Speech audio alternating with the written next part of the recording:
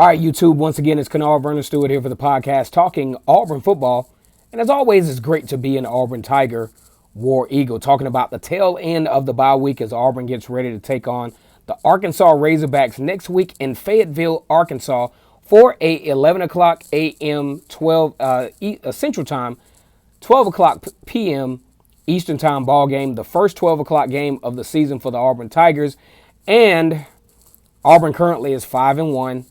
Number 12 in the country. That may change after this weekend. There's a lot of teams that will fall. You're talking about the University of Florida versus LSU, two top 10 matchups. One of those teams absolutely have to lose. Then you talk about Alabama, who will be taking on Texas A&M, a top 25 matchup, and as well as Georgia, who will be taking on South Carolina. We never know what the shakeups will be there. But we talk about the Auburn Tigers, guys, in the 5-1 season, and probably the best case scenario record-wise that you could have asked for the Tigers, but still a lot of casual anxiety on the Plains because, one, a 5-1 record is great, but you think about a winnable game against Florida, and then you think about the fact that Auburn still has to take on LSU, Georgia, and Alabama, teams that they are probably not going to be favored to win under any circumstance, no matter what happens within the next 2 weeks. Even if LSU loses to Florida, media outlets are not going to favor, betting outlets are not going to favor Auburn going into Death Valley. Chances are, even with Georgia coming to Auburn, Alabama coming to Auburn, because of the talent disparity and the recruiting that Georgia and Alabama have been able to accomplish within the last few years, chances are Auburn is still not going to be even close to being a favorite in those games there. So that's why, even though you have a 5-1 record at Auburn, a very good situation, people are like, man, even with that being the case, Auburn still has a chance to be its regular 8-5, even with all of the accolades that they've received in September with being one of the most important teams in college football. But it all goes back, in my opinion, to the quarterback position. Bo Nix, out of Pinson Valley High School, competed on the tier just below the highest tier of competition in the state of Alabama. 12,000 yards, numerous rushing yards, garnished every award that a high school quarterback could possibly garnish, but is struggling mightily at Auburn. And a lot of folks are wondering, well, what is the answer? Is it Gus Malzahn needs to put him in a better position? Is it the offensive line? What is it? Well, in my opinion, I just think Bo Nix just hasn't risen to the occasion. I think he's a great quarterback. I think he has a great upside. I think he has an opportunity even this year to be a good quarterback, but he has to reel things back in because you look at him in Power 5 football against ranked opponents. You're talking about 5 interceptions in all of those particular games. You're talking about just not rising to occasion. You're talking about the moment just getting way too big for Bo Nix in a situation where we didn't expect this to happen. Now, Joey Gatewood aside, we see that Gus Malzahn is not going to pull Bo Nix, is not going to put Joey Gatewood in any type of, surmountable type of action. What does Bo Nix do? Well, one thing I think Bo Nix needs to do is calm down. In the Florida game, you talking about just absolutely flustered after the first 2 plays of the game. The crowd got to him. It was just inexplicable how Bo Nix allowed that to happen. I get it. Freshman quarterback and all of these other things. But at a certain point, man, you've been there.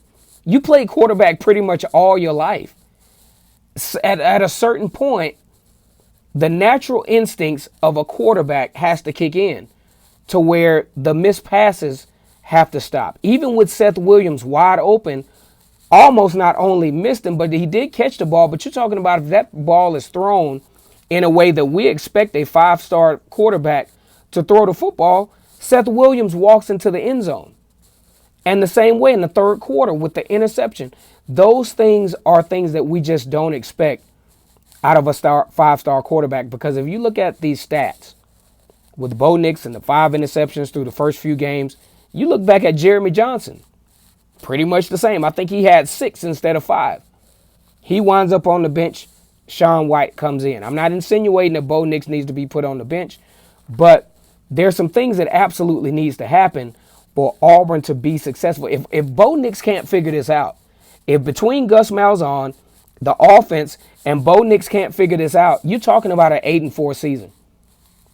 8-4 season, and maybe 9 wins with the bowl win, assuming you win the bowl game, because the defense is good enough. I really like the fact that the defense kind of retreated into a zone and really made Florida work for everything that they got. That's something that's going to be very important as Auburn approaches, teams like Alabama and Georgia and LSU, who have very elite receivers and elite talent as far as being able to pass the football. They're not as one-dimensional as some of the teams that Auburn has faced. But let's face it, man. If Bo Nix can't figure this out and get some solid play going for the Auburn Tigers, it's not going to matter. All you're going to see is some great defense. You're going to see some frustrated moments where the defense is stopping some elite offensive talent, and the offense gets on the field and just can't figure it out. Boobie Whitlow goes down with an injury. We're going to see who can take over as the running back. I'm thinking, at the onset, Cam Martin is probably going to get the first few carries, but, the Arkansas game could possibly serve as an audition for who will be the bell cow running back for the Tigers. But we're going to do a live stream probably a little later on today to go into details of that. But really, if Bo Nix can't figure it out, if he can't find a way to compose himself, to get himself back to where he is the 5-star quarterback, if he is the future quarterback for Auburn that we think he may be, this is a wasted team. You're talking about a team that has an overlap of talent from all the way back from 2015 that has this team literally resting in the hands of a freshman quarterback who really needs to get it together really fast, because 5 interceptions against top 25 action is just not going to get it done. Once again, it's Kennard Vernon Stewart here to a podcast talking Auburn football. Man, Bo Nix has got to get it together. Go ahead and comment and subscribe to Vernon Speaks Sports Auburn. And as always, it's great to be an Auburn Tiger, War Eagle.